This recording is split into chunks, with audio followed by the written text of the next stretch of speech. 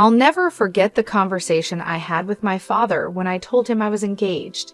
He pulled me aside, his expression serious, and said, "Lauren, are you really sure about marrying this man, Larry? I know you love him, but I don't think he's the right person for you." Confused, I asked, "Why are you saying this, Dad? He loves me and respects me. I don't care that he doesn't have as much money as we do." My father sighed, his voice soft but firm. "Lauren, you know I built my wealth from the ground up. I would never look down on someone just because they're not from the same financial background. But there's something about Larry that worries me. He's a bit of a shady character, and his mother is no better." I was taken aback. "What do you mean, Dad? I don't understand." He hesitated, then said, "Maybe it's just a father's instinct, but I don't believe this man truly loves you. Yes, he's affectionate, but I've heard him talk about how rich you are." I overheard him bragging to his friends, saying he had bagged the rich brat. And Linda, she just laughed and agreed with him. I felt a pang in my heart, trying to defend Larry. "You must be mistaken, Dad. Larry would never say those things about me, and Linda cares about me too. She would definitely scold him if he ever joked like that." But deep down, I wondered if there was some truth in my father's words. Sometimes I wish I had listened to him. At the time, I was just a naive girl in love, desperate to hold on to something after losing my mother 3 years before. My dad was ill, and I knew he didn't have much time left. I clung to Larry and Linda because they gave me a sense of purpose, a reason to keep going. My father had built a comfortable life for us through hard work and smart investments. I had a decent job and earned a moderate salary, so overall, we were doing well. Larry and Linda, on the other hand, didn't have as much. Larry made more money than I did, but he came from a modest background. His job didn't bring in the kind of money that could make someone rich, and I could tell that bothered him. He and Linda liked fancy and expensive things, and Larry often complained about not having enough money to buy them. I was always eager to help them out with the little allowance my father gave me. I even let Larry and Linda move into my house after we got married, but instead of being grateful, they seemed dissatisfied. They would say things like, "It's such a shame you live in a small house. Your dad lives in a mansion, so why did you buy such a tiny townhouse?" Looking back, I realize how much I overlooked because I wanted so badly to make things work. I ignored the little red flags and convinced myself that everything would be okay. But in the end, I wish I had trusted my father's instincts. I don't make a lot of money. Larry's dad lives in a mansion because he's wealthy, but I'm just a regular office worker with a modest salary. Buying this house was a real challenge for me, and I was only able to manage it because my dad helped with the down payment. Larry, however, wasn't impressed. He said, "Well, if your dad helped you out, he should have gotten you a better place. I'm sure your mom left him something to give you when you got older." I tried to explain, "I'm not entitled to anything, Linda. Whatever my mom left behind is my dad's now. She passed away suddenly, and there was no will. Honestly, I don't mind if I don't get anything. I'm content with the way things are." Linda scoffed, "That's a ridiculous thing to say, Lauren. I would have loved to inherit a lot of money. You know what? Your dad should trade houses with us. He lives alone, so he doesn't need all that space anyway, right, Larry?" Larry nodded in agreement, adding, "Yeah, Lauren, you should ask him." I felt a surge of protectiveness and responded firmly, "Absolutely not. That house belongs to my dad, and he deserves to live comfortably as long as he's alive." Linda then remarked, "Well, he won't be alive for long now that he's sick. We can wait and compromise for a few years and see what happens. Ultimately, everything will be yours after your dad passes. You'll have plenty of money to buy a big house and more." The way Linda and Larry were already making plans to spend my inheritance was deeply unsettling. It didn't help that they frequently urged me to ask my dad for more money. We weren't struggling financially. Larry and Linda just wanted the luxurious lifestyle they imagined, even though it wasn't within our reach. Honestly, I was growing tired of their behavior. However, the real drama unfolded after my father passed away. His battle with cancer ended sooner than I had expected, leaving me devastated. I was heartbroken, but Larry and Linda offered little support. Instead, they were more concerned about the date of the will reading and showed no interest in helping with the funeral arrangements. To make matters worse, they even refused to attend the funeral, saying that my dad was no one to them. At that moment, I was overwhelmed with grief and anger. My dad's warnings kept echoing in my mind, and I couldn't help but feel suspicious of Larry and Linda. I began to doubt their intentions, wondering if they had ever truly cared about me or if they were only interested in what they could gain. I was starting to worry that Larry and Linda were only interested in my inheritance. When it came time for the reading of the will, they weren't allowed to be present, and they were furious. Larry snapped, "Why on earth aren't we allowed to be there? This is absurd. Brian was my father-in-law." Linda chimed in, equally outraged, "Yes, this is ridiculous. We're family, and we have every right to know what Brian left behind. At the very least, my son should be allowed to be there." I tried to keep calm and explained, "Your son isn't mentioned in the will, Linda, so he doesn't have the right to be there. Why are you two so fixated on the inheritance? You didn't even bother to come to the funeral." It was ironic how suddenly my dad mattered to them when it came to the possibility of getting some money. I was really annoyed with both Linda and Larry, but what made things worse was how relentless they were. As soon as I got back from the will reading, they pounced on me, eager for details. They weren't allowed to see the will themselves, and that only made them more persistent. I was struggling with the grief of losing my father, but instead of offering any words of comfort, they were only interested in one thing. Linda asked bluntly, "So, we've been wondering for a while now. How much inheritance did you get from your parents? You must have received a lot of money. Tell us how much." I looked at them and said, "Unfortunately, my parents didn't leave me any money, so I didn't receive anything." Linda's eyes widened in disbelief. "What? You didn't get any money, but your parents were rich? They should have left you something. I don't believe you didn't get any money. You're lying to us. There's no way your parents didn't leave you a single penny." Larry joined in, pressing me, "No money at all. The will didn't even mention you getting any kind of money. You can't be serious." I sighed and tried to stay patient. "No, Larry, there was no money in my inheritance. The lawyer told me that. You can even check my bank balance in a few days and see for yourself." "But what about all their wealth?" Linda asked, her voice edged with frustration. "You're their only child. Who's going to get everything they had?" I shook my head and said, "I don't know about that, Linda. The lawyer just told me I didn't get any money, and honestly, that's okay with me. It was my parents' money, and it's up to them who they chose to leave it to." Linda looked furious and blurted out, "That's ridiculous. You need to fight for that money. It should be yours." "There is no money, Larry," I repeated firmly. They didn't have much left in the end, and whatever was left, they gave to charity. They had been planning this for a while. Larry and Linda looked completely taken aback, anger simmering just below the surface. I couldn't understand why they were so upset. I almost gave in and told them everything, but something held me back. There was a growing doubt in my mind that my husband and mother-in-law were up to something that wasn't in my best interest. I decided to wait and see how they would react, but they didn't let up. Larry and Linda kept pressuring me for more information, as if they didn't believe what I had told them.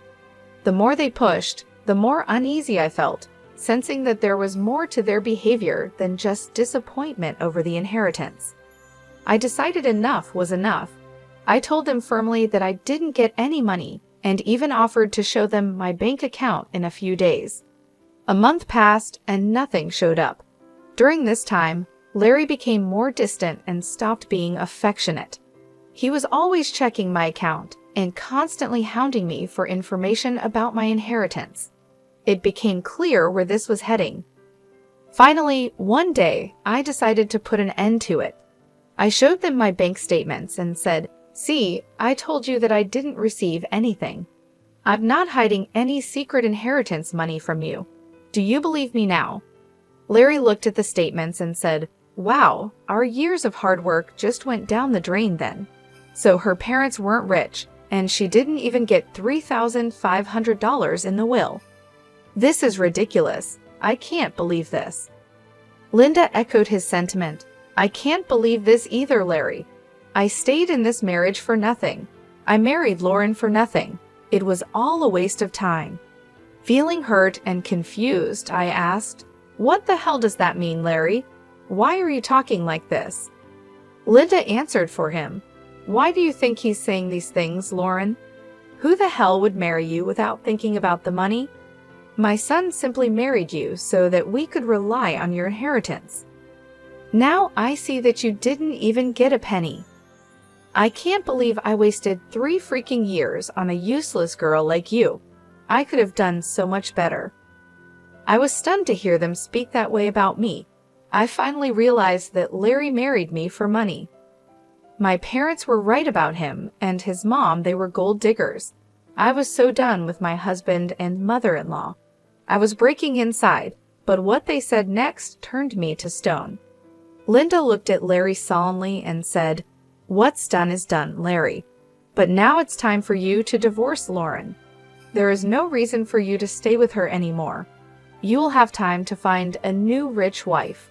This time, we will make sure she actually has some money to her name." I was in disbelief. "Are you freaking kidding me, Linda? You're asking Larry to divorce me over money. Larry, are you going to listen to her?" Larry didn't hesitate. "Of course, I would listen to her, Lauren. I married you so that my mom and I could have a comfortable life. We grew up poor, and I didn't even go to college. I had no way of earning a lot of money." I was horrified. "So you pretended to love me and tricked me into marrying you? You thought my parents would give me lots of money?" Larry nodded, and I felt my heart shatter. "Yes, Lauren. I thought your parents would leave you a lot of money, but now I see that they didn't. It was all for nothing." With those words, everything became clear. My parents were right all along. Larry and Linda were only interested in my inheritance, and now that it was gone, they had no use for me. I knew I had to leave them and start a new life, free from their greed and deception. I was willing to share everything with Larry, believing that our marriage was built on love and trust. But when he spoke, I realized how wrong I was. "Yes, that's what I thought too," he said coldly. "It was the only way I could give my mom the life she always wanted. But now, I see that my efforts were pointless. Mom's right, I need to divorce you and keep looking." His words hit me like a ton of bricks. The casual, almost indifferent way he talked about ending our marriage made me question my own sanity. How could he be so detached, so unfeeling? Linda and Larry continued to voice their frustration, complaining about the marriage and about me, but I stopped listening. I was too overwhelmed, too lost in my thoughts, trying to process what they had just said. Their complete lack of emotion and Larry's sudden change in behavior were both heartbreaking and infuriating. At first, I felt a wave of anger rise up inside me. I wanted to scream, to throw things, to let out all the pain and frustration that had been building up. But instead, I took a deep breath and remained calm. "Okay then, Larry," I said quietly. "If a divorce is what you want, you'll get it. I've never been one to refuse your demands, so I might as well give in to this one as a last favor." Linda, sensing an opportunity, quickly added, "So you'll agree to a mutual divorce? It'll save us both a lot of money. And don't even think about trying to get alimony from my son. We'll fight you every step of the way. It's best if you just agree to this." I nodded, realizing that I didn't have much choice. "You're right, I don't have a lot of money right now. So I've decided on something. I'll agree to a mutual divorce, but only if you sign a clause stating that we won't share any of our assets. We'll each walk away with what we have and nothing more." Larry agreed without hesitation. "That's not a problem at all. You don't have much, and neither do I at the moment. If you can forego alimony, I'll sign the divorce papers and won't claim anything from you." We discussed the details of the divorce, making sure we were on the same page. I could see the relief on their faces. They were both happy that I wasn't making a fuss. I guess they didn't expect me to be so calm about it. But the truth was, ever since that day, I had been crying on my way to and from work. I would sit in the parking lot of my office, crying for an hour before and after work, trying to pull myself together. Larry never noticed my puffy eyes, never asked why I was leaving early for work or coming home late. Linda didn't even bother looking at me after she found out I had no money. Their behavior only made me more determined to get out of the marriage as soon as possible. I knew I had to stay strong and move on with my life. Even though it hurt deeply, I was ready to close this chapter and start anew. The way they treated me, the way they were more interested in money than in our relationship, made me realize that I deserved better. I deserved to be with someone who loved me for who I am, not for what I could offer them financially. In the end, I agreed to the mutual divorce, and I made sure that we each kept our own assets. It was a painful process, but I knew it was the right decision. I had to let go of the life I thought I had and focus on building a new one, free from the greed and deception that had poisoned my marriage. I decided that I needed some space from Larry and Linda, so I had them move out of my house and into a rented place nearby. They settled in quickly, and while we waited for the divorce to be finalized, Larry kept his word and didn't demand a share of my house. I also didn't ask for any alimony. In his eyes, it was a fair deal, but I had no idea how much I had underestimated the situation. The truth of it all came to light on the day our divorce was finalized. I went over to their new place to drop off my wedding and engagement rings. When I handed them over, I said, "Larry, I just wanted to return these to you. This marriage only brought bad times into my life, and I don't want to keep any reminders of it." Larry looked at me surprised. "Are you sure you want to return them? You might need the money someday." Linda, never one to miss a chance to be snide, added, "It's so funny how you're giving them back. You must have laughed at our poverty before, but look where you are now.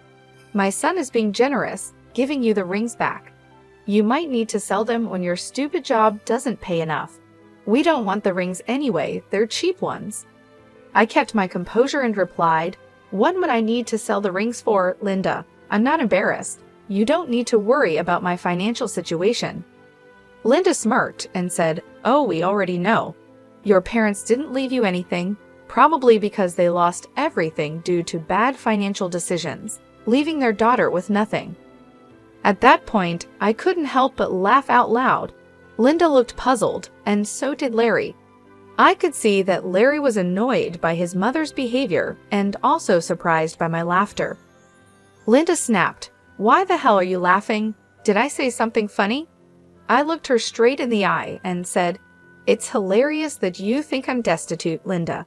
It's also funny that you believe my parents lost all their fortune." Linda, clearly offended, retorted, "Well, of course you're destitute. Your parents didn't even leave you a penny.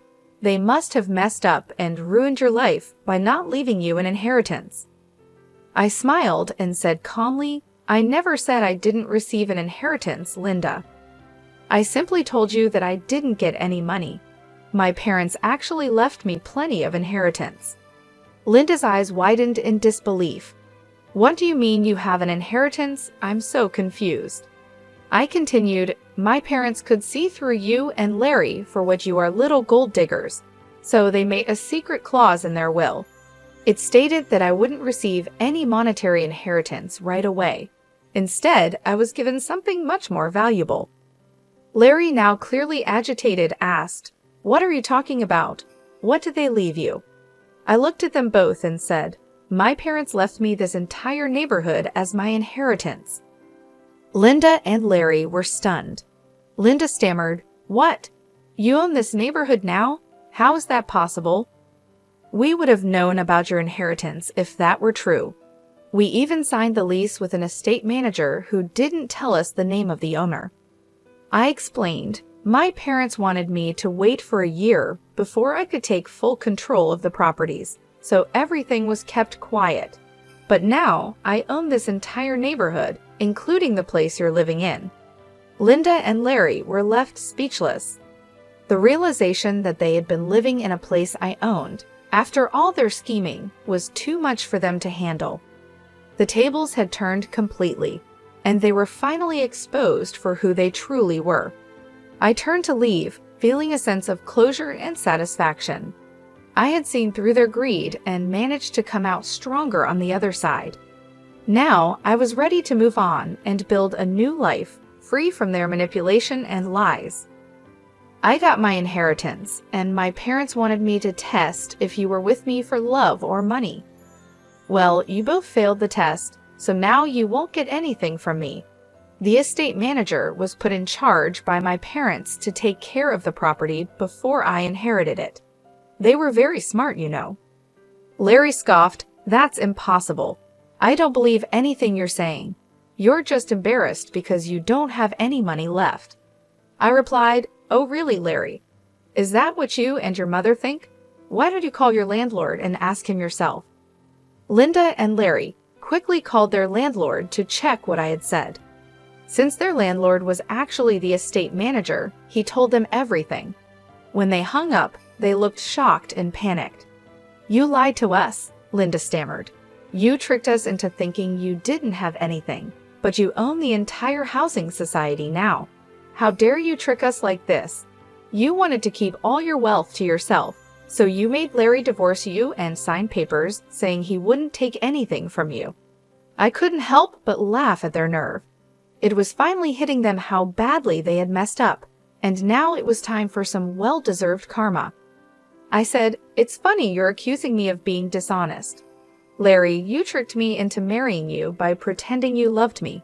And Linda, you helped him with this plan, and even told him to divorce me. If anyone here was scamming, it was the two of you. As for my inheritance, you asked how much money I got, and I answered truthfully. This was all a misunderstanding on your part." Linda tried to reason with me. "What's done is in the past. Why don't we try again? We did spend 5 years together, and it would be a shame to throw it all away." I shook my head and said, "So now you want me back in your life? Funny how you were so eager to start fresh with a new girl. I hear you're already seeing someone rich. Don't worry, I'll let her know what a snake you are, Larry." Larry and Linda started begging me not to ruin his new relationship. Larry pleaded, saying that if I wasn't willing to give him another chance, I shouldn't mess up his future. I told him to get lost and also informed them that I would kick them out once the property was officially mine. They panicked and started begging even more. In the weeks that followed, Linda and Larry kept coming to my house, pleading for forgiveness. They already had an eviction on their record, so it was unlikely anyone else would rent to them. The only reason they were still staying on my property was because I had asked the estate manager to allow it. I also contacted Larry's new girlfriend and told her everything. She was horrified by what Larry and Linda had done and broke up with him immediately. She even showed me the text messages as proof. After this mess, Larry and Linda came over, yelling at me and calling me names. I quickly called the police and had them removed from my property. Once the property was officially in my name, I kicked them out very quickly. They didn't expect me to follow through with my threat. When they showed up again, I called the police, who gave them a stern warning. I also filed for a restraining order. It turned out that the whole town knew about what had happened. Larry and Linda were shunned by their friends and had to leave the city to start over somewhere else. Meanwhile, I'm enjoying my new wealth and finally free from those gold-digging leeches.